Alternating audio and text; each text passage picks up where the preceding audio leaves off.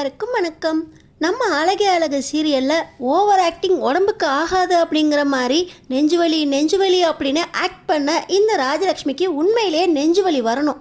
அதுலேயும் அம்மா பேச்சை கேட்டு ஆடுற இந்த சுரேஷுக்கு எப்படி தான் போலீஸ் வேலை கிடச்சிச்சோ தெரியல. எதையுமே விசாரிக்காமல் வீட்டை விட்டு வெளியே போடியா அப்படின்னு நம்ம அழகுமதியை வெளியே தள்ளின இந்த சுரேஷுக்கு எப்போ தான் அம்மா மேலே தான் தப்பு அப்படின்னு புரிய போகுதோ. இந்த அம்மா பிள்ளை சுரேஷுக்கும் பொய்க்காரி ராஜலக்ஷ்மிக்கும் சரியான தண்டனையை நம்ம அழகுமதி கொடுக்கணும்.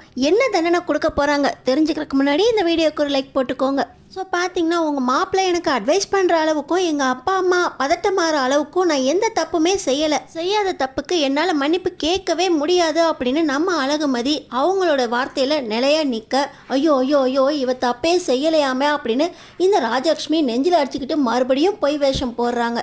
இதை கேட்ட உடனே நீ மன்னிப்பு கேட்குறியா இல்லை வீட்டை விட்டு வெளியே போறியா அப்படின்னு சுரேஷ் கேட்ட உடனே மதி சாதாரணமாக ஒரு மன்னிப்பு தானே, இந்த மன்னிப்பை நீ அப்பயே கேட்டிருந்தீன்னா இவ்வளோ தூரத்துக்கு பிரச்சனை வந்திருக்காது, ஒரே ஒரு சாரி தானே கேட்டு மதி அப்படின்னு நம்ம அழகு மலரும் சொல்ல மன்னிப்பு கேட்டு தான் நீங்கள் இந்த நிலைமையில் இருக்கிறீங்க, உங்களை மாதிரி சுயமரியாதை இல்லாமல் என்னாலே இருக்க முடியாது அப்படின்னு நம்ம அழகுமதி சொன்னதை கேட்டு கலங்கி போயிடுறாங்க அழகு மலர். சக்கண்ணானா எல்லாத்துக்கும் இவளுக்கு போய் சப்போர்ட் பண்ணிட்டு வந்தீல, இப்போ உனக்கு பதில் சொன்னாளா அப்படின்னு இந்த ராஜலக்ஷ்மிக்கு இதுலேயும் ஒரு சந்தோஷம். இப்போ நீ மன்னிப்பு கேட்கலன்னா வீட்டை விட்டு வெளியே போடியா அப்படின்னு நம்ம அழகுமதியை தரன்னு இழுத்துட்டு வந்து வாசலில் நிற்க வைக்க நம்ம அழகுமதியும் வீட்டை விட்டு போனாலும் போவேன் மன்னிப்பு கேட்கவே மாட்டேன் அப்படின்னு வாசலில் திண்ணையிலேயே உட்காடுறாங்க. டேய் இவ எங்கேயும் போலடா, திண்ணையில் தாண்டா உக்காந்துருக்கா அப்படின்னு இந்த மாமியார் சொல்ல அவள் எங்கேயே இருக்கட்டும்மா, நீங்கள் கதவை அடைச்சிட்டு தூங்குங்க, எனக்கு முக்கியமான வேலை இருக்குது, நான் போயிட்டு வரேன் அப்படின்னு நம்ம சுரேஷ் வெளியே கிளம்புறாரு. என்னங்க காலையிலேருந்து சாப்பிடாம இருக்கேன், ஏன் மலரு சமைச்சியா இல்லையா, ரொம்ப பசிக்குது அப்படின்னு சொல்லி இந்த ராஜலக்ஷ்மி உள்ளே போய் ஒரு கட்டு கட்டுறாங்க. அவள் வெளியவே கிடக்கட்டும், ஒரு நைட்டு வெளியே கிடந்தாதான் இவளுக்கெல்லாம் புத்தி வரும் அப்படின்னு சொல்லி இந்த ராஜலக்ஷ்மி நம்ம அழகுமதியை வெளியவே வச்சு கதவையும் சாத்திட்டு தூங்கவும் போயிடுறாங்க. இன்னொரு பக்கம் பார்த்திங்கன்னா அவசரமாக போன சுரேஷ்கிட்ட கமிஷனர் உனக்கு முக்கியமான விஷயமா உங்க கூப்பிட்டான் அப்படின்னு சொல்லி அந்த கேஸ் விஷயத்தையும் சொல்லிட்டு நம்ம சுரேஷை கமிஷனர் அவர் கூடயே கூப்பிட்டு வந்து கேஸ் டீட்டெயில்ஸ்லாம் பேசிக்கிட்டே வராரு. இப்போ சுரேஷோட வீடு வந்ததோ ஏன் உங்கள் வீட்டு முன்னாடி ஒரே கூட்டமாக இருக்குது, யாரோ ஒரு பொண்ணு வெளியே இருக்குது, என்ன ப்ராப்ளம் அப்படின்னு கேட்குறாரு.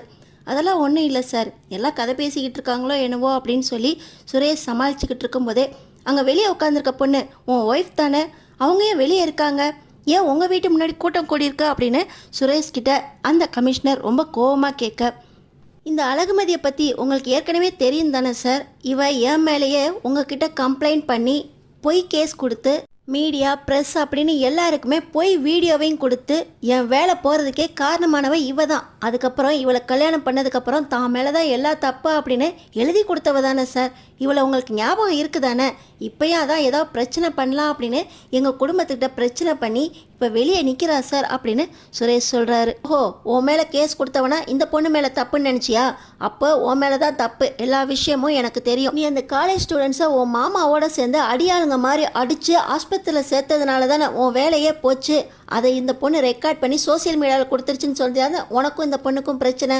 ஆனால் சோஷியல் மீடியாவில் கொடுத்தது இந்த பொண்ணு கிடையாது, அந்த வீடியோவை ரெக்கார்ட் பண்ணது வேற ஒருத்தர், இந்த பொண்ணு தைரியமாக என்கிட்ட வந்து கம்ப்ளைண்ட் பண்ணிச்சு, அவ்வளவுதான். இதில் பிரச்சனையில் எல்லா தப்பும் உன் மேலே தான் இருக்குது, இருந்தாலும் விசாரணை கமிஷன் வரைக்கும் போய் உன் வேலையை காப்பாற்றி கொடுத்தது இந்த பொண்ணு தான். அப்பயே விசாரணை கமிஷனில் நான் உன்னை பற்றி கம்ப்ளைண்ட் பண்ணியிருக்க முடியும், எல்லா தப்பும் தான் மேலே தான், உனக்கும் தனக்கும் முன்விரோதம் அப்படின்னு அந்த பொண்ணு தனக்காக தான் மேலே தப்பை போட்டுக்கிட்டு உன் வேலை கிடைக்கிறதுக்காக எல்லா தப்பையும் தான் மேலே போட்டு எழுதி கொடுத்துச்சு, அதனால தான் உன் வேலை திரும்ப கிடச்சிச்சு. சரி அந்த பொண்ணு உன் மனைவி ஆகிட்டா, வேலை திரும்ப கிடைக்கணுங்கிறதுக்காக எல்லா தப்பையும் தான் மேலே போட்டுக்கு இப்படி எழுதி கொடுத்துருக்கான்னு எனக்கு அப்பயே தெரியும், இப்பயும் அதே மாதிரி இந்த பொண்ணை கொடுமைப்படுத்திக்கிட்டு தான் இருக்கீங்களா, நான் மகளிர் ஆணையத்தில் கம்ப்ளைண்ட் பண்ண வேண்டியிருக்கோம், மனித உரிமைகள் ஆணையத்தில் இந்த விஷயம் தெரிஞ்சிச்சுன்னா என்ன நடக்கும் தெரியுமா, வீட்டில் குடும்பமாக சேர்ந்து அந்த பொண்ணை இந்த நேரத்தில் வெளியே நிற்க வச்சுருக்கீங்க, நான் மட்டும் உன் கூட உன் வீட்டுக்கு வராட்டினா இது எவ்வளோ பெரிய இஷ்யூ ஆயிருக்கும் தெரியுமா, நான் இப்போயே ப்ரெஸ் மீடியா எல்லாருக்கும் இன்ஃபார்ம் பண்ணட்டுமா அப்படின்னு சொல்லி கமிஷனர் சுரேஷ்கிட்ட கேட்க ஐயோ சார் அதெல்லாம் வேண்டாம் சார், இது ஃபேமிலி பிரச்சனை தான், மதி உள்ளே வா அப்படின்னு சொல்லி சுரேஷ் கூப்பிட என்ன இவ்வளவு அதிகாரமாக கூப்பிட்டுட்டு இருக்க, அந்த பொண்ணுகிட்ட பக்கத்தில் போய் அன்பாக கூப்பிட்டு உள்ளே கூட்டிகிட்டு வா அப்படின்னு சொல்லி ஒரு பொண்ணை எப்படி மதிக்கணும் எப்படி நடத்தணும்னு உங்களுக்கு தெரியாது, முதல்ல உள்ளே கூப்பிடுங்க அப்படின்னு கமிஷனர் சொல்கிறாரு. டேய் அழகுமதி உள்ளவா அப்படின்னு சுரேஷ் ஒரு ஆர்டர் போட நம்ம அழகுமதி ஒரு முறை முறைக்கிறாங்க. பக்கத்தில் இருக்க கமிஷனருக்கும் கோவம் வந்துடுது. இந்த பொண்ணு சொன்னதுனால தான், அவன் மேலே தப்புன்னு ஒத்துக்கிட்டதுனால தான் உன் வேலை திரும்ப கிடைச்சிச்சு. என்ன அந்த பொண்ணுக்கிட்ட அதிகாரம் பண்ணிக்கிட்டு இருக்க? கமிஷனர் சுரேஷுக்கு ஆர்டர் போட, சுரேஷ் சார் அவ திமிரா பேசுகிறா சார், அவ திமிருக்கு அங்கே தான் இருக்கணும். என்கிட்டே நீ எதிர்த்து பேசிக்கிட்டு இருக்கியா சுரேஷ்? சொன்னால் ஆர்டர் படி கேளு, இல்லை நான் இப்போயே ப்ரெஸ் மீடியா அப்படின்னு இன்ஃபார்ம் பண்ணிடுவேன், உங்கள் குடும்பத்தையே தூக்கி ஜெயிலில் போடுவேன். இது நடக்கணுமா இல்லை அந்த பொண்ணு உள்ளே வரணுமா அப்படின்னு சொல்லி கமிஷனர் சுரேஷை அதிகாரம் பண்ண, அம்மா வாமா அவளை உள்ளே கூப்பிடுவோம், நான் மட்டும் போனால் அவள் கேட்க மாட்டா அப்படின்னு சொல்லி சுரேஷ் ராஜலக்ஷ்மியும் கூப்பிட, இவர் சொன்னாருன்னு நான் எதுக்கடா அவளை உள்ளே கூப்பிடணும் அப்படின்னு ராஜலக்ஷ்மியும் கேட்க, உங்கள் குடும்பத்துக்கெல்லாம் ஒழுங்காக சொன்னால் புரியாது தானே அப்படின்னு சொல்லி கமிஷனர் நேராக ஸ்டேஷனுக்கு கால் பண்ணி, மதி நீ ஒரே ஒரு கம்ப்ளைண்ட் கொடுமா, இந்த குடும்பத்தையே நான் தூக்கி ஜெயிலில் வைக்கிறேன் அப்படின்னு சொல்லி அவர் சொல்கிறாரு. ஆனால் நம்ம மதி பார்த்துக்கிட்டே இருக்காங்க. இந்த சுரேஷ் ராஜலக்ஷ்மி கிட்ட, அம்மா தயவு செஞ்சு உள்ளே கூப்பிடுமா, மறுபடியும் என் வேலைக்கு பிரச்சனை வந்துடும் அப்படின்னு சொல்லி ராஜலக்ஷ்மி கிட்ட போய் கெஞ்ச, இந்த ராஜலக்ஷ்மிக்கு ஒரு நிமிஷம் பயம் வந்துடுது. ஒரு லேடி போலீஸ் தன்னை அரெஸ்ட் பண்ணுற மாதிரி நினச்சி பார்க்குறாங்க. ஐயோ நம்மளை அரெஸ்ட் பண்ணி ஜெயிலில் வச்சிட்டா நம்மளுக்கு வேலை செஞ்ச காலம் போய் நம்ம மற்றவங்களுக்கு வேலை செய்யணுமே, விதவிதமாக சாப்பிட முடியாதே, நம்ம அங்கே போய் கூழோ கஞ்சியோ சாப்பிட்டு அவ்வளோ வேலை செய்யணுமே அப்படின்னு பயப்படுறாங்க. ஆனாலும் பயத்தை வெளியே காட்டிக்காம மதிய உள்ளே கூப்பிட்றது தான் நமக்கும் நல்லது, சுரேஷுக்கும் நல்லது. இதுக்கு மேலேயும் நம்ம ஒரே பிடிவாதமாக இருந்தால் ஜெயிலில் தூக்கி போட்டுருவாங்க. பெரிய ஆஃபீஸர் வேற வந்து இருக்காரு, என்னென்னமோ பேசுகிறாரு அப்படின்னு இந்த ராஜலக்ஷ்மி ஒரு நிமிஷம் யோசித்து மாமியாருங்கிற தைரியத்தோட மறுபடியும், நீ எதுக்கடா கெஞ்சிக்கிட்டு இருக்க, இப்போ அவள் உள்ளே வரணும் அவ்வளோதானே அப்படின்னு சொல்லி ராஜலக்ஷ்மி வீட்டு வாசலில் நின்றுட்டு, ஏய் மதி உள்ளே வா, அதான் கூப்பிட்டுட்டு இருக்கான்ல அப்படின்னு அதிகாரம் பண்ணுறாங்க.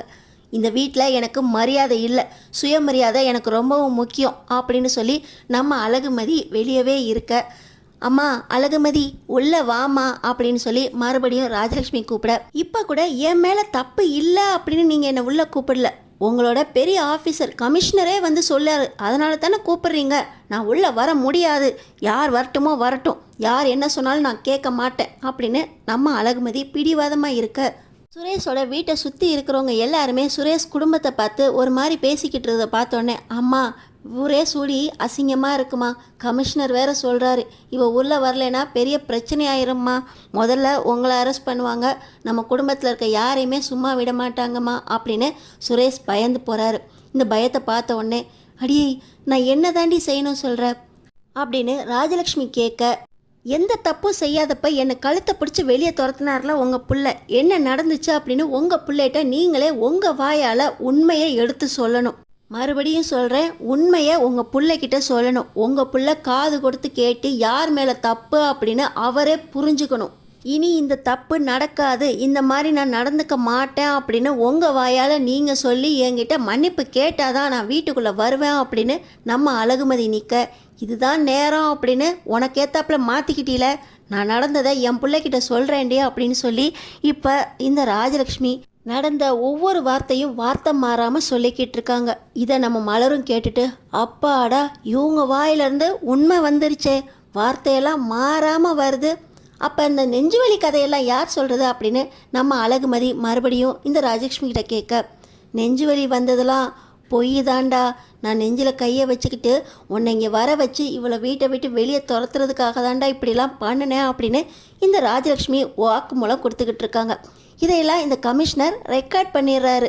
உங்கள் வீட்டில் இவ்வளவு நடந்திருக்கு, அந்த பொண்ணை இந்த நேரத்தில் வெளியே நிற்க வச்சுருக்கீங்க, தெருவில் இருக்க எல்லாரும் கூடி பேசிக்கிட்டு இருக்காங்க, எல்லா தப்பையும் உங்கள் மேலே வச்சுக்கிட்டு இதில் மறுபடியும் வேலை கிடைக்கிறதுக்கு காரணம் நீங்கள் தான், உங்கள் மேலே எந்த தப்பும் இல்லை அப்படின்னு என்கிட்டே பேசிக்கிட்டு இருக்கீங்களா அப்படின்னு கமிஷனர் மறுபடியும் சுரேஷ் கிட்ட ஆர்டர் போட, சாரி சார் நான் நடந்தது எதையுமே கேட்கல அப்படின்னு சுரேஷ் சொல்ல, எப்போவுமே எனக்கு தெரியுமே உங்கள் மேலே தப்பை வச்சுக்கிட்டு தானே பொண்ணுங்களை அடிமை மாதிரி நடத்திக்கிட்டு இருக்கீங்க, இனி இந்த மாதிரி இந்த குடும்பத்தில் நடக்காது அப்படின்னு அந்த பொண்ணுகிட்ட மன்னிப்பு கேளுங்க அப்படின்னு கமிஷனரும் சொல்ல, ராஜலக்ஷ்மியும் மன்னிச்சிரு அழகுமதி, இனி இந்த மாதிரி தப்பாக பொய்யெல்லாம் பேச மாட்டேன், உள்ளே வாமா அப்படின்னு ராஜலக்ஷ்மி உள்ளே கூப்பிட சுரேஷ் திருன்னு முழிக்கிறாரு. சாதாரண பிரச்சனை, இதை ஏமா இவ்வளோ பெரிய பிரச்சனை ஆக்குனா அப்படின்னு ராஜலக்ஷ்மி கிட்ட கேட்க, ராஜலக்ஷ்மி டேய் சுரேஷு அப்படின்னு அவங்களும் இழுக்க, அடுத்தடுத்து என்ன நடக்க போகுதுன்னு தெரிஞ்சுக்கிறதுக்கு நம்ம சேனலை சப்ஸ்கிரைப் பண்ணி தொடர்ந்து பாருங்கள்.